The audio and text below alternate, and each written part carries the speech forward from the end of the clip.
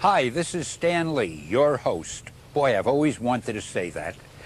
You know, Captain America is a real sentimental favorite of mine because it was the first character that I wrote when I started in comics.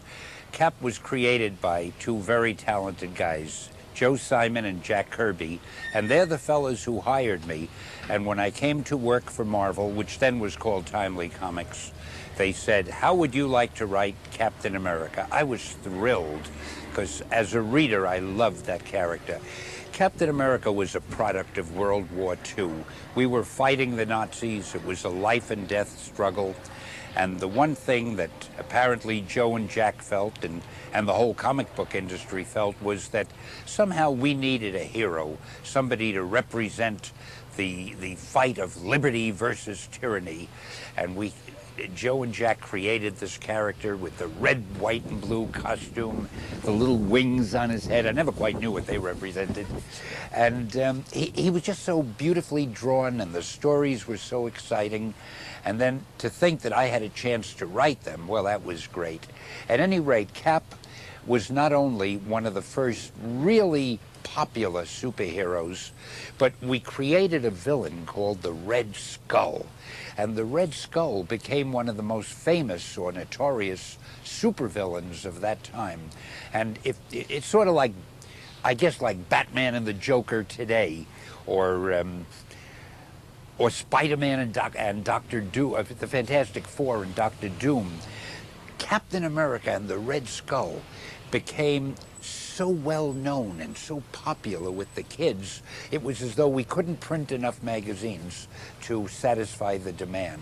The Red Skull, of course, was a Nazi, and Cap represented the fighting forces of freedom. And just guess who won at the end of every story.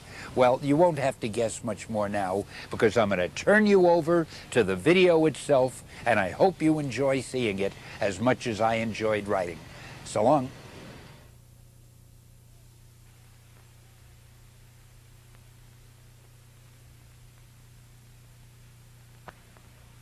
When Captain America throws his mighty shield, all those who chose to oppose his shield must yield. If he's led to a fight and a duel is due, then the red and the white and the blue will come through when Captain America throws his mighty shield. Hi, this is Stan Lee, and whether you like it or not, we're going to talk about Iron Man. You know, the thing about Iron Man is, I really almost created him on a dare. You see, it was during one of the wars, I forget, either the Vietnamese or the Korean War. They all seem to homogenize in my mind. But at that time, young people, in fact, all people, were really opposed to the war. Nobody liked munitions makers. People were talking about the military-industrial complex.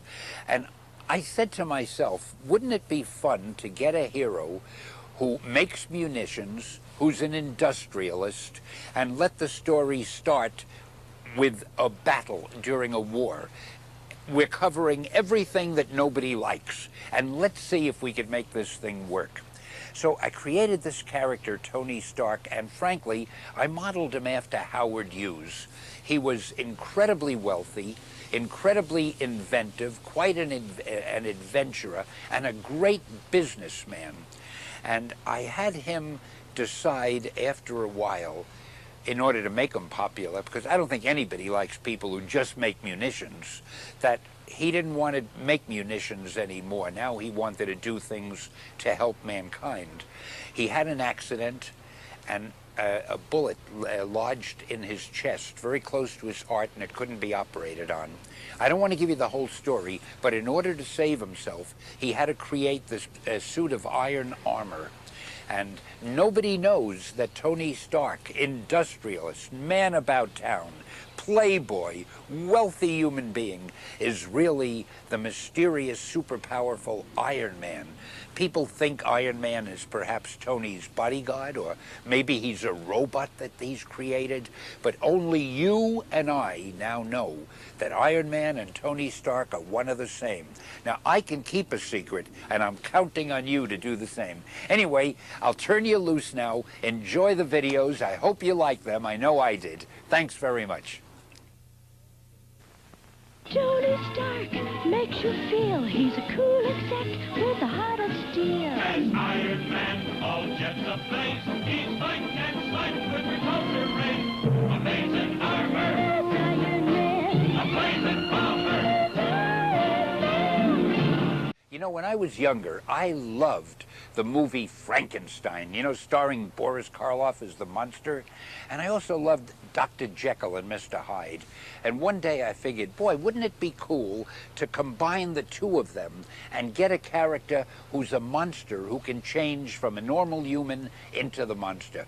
You see, I always felt in the movie Frankenstein, the monster was really a good guy. He didn't want to hurt anybody. He's just always being chased by those idiots holding torches, running up and down the hills. So I thought, why not get a sympathetic monster, but let it be a guy who can change back and forth. So I decided to call him the Hulk. And since I thought the word the Hulk sounded a little too simplistic, and since I love adjectives, I figured I'll call him the Something Hulk. The Something Hulk doesn't sound that good, so I ended up with the Incredible Hulk, which, having a little flair for the drama, I thought that would be pretty good. And it worked. The Hulk, and another good thing about the Hulk, we colored his skin green, so that gave me the chance to be able to call him the Jolly Green Giant and the Green Goliath. And I love using expressions, so it worked. And what happened was the Hulk became the first popular superhero who was really a monster. It wasn't easy to do, but then nobody ever said things at Marvel Comics were easy. I hope you enjoy the videos as much as we enjoyed making them. Excelsior!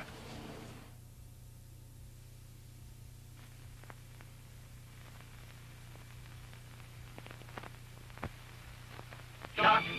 Banner, belted by gamma rays, turns into the Hulk.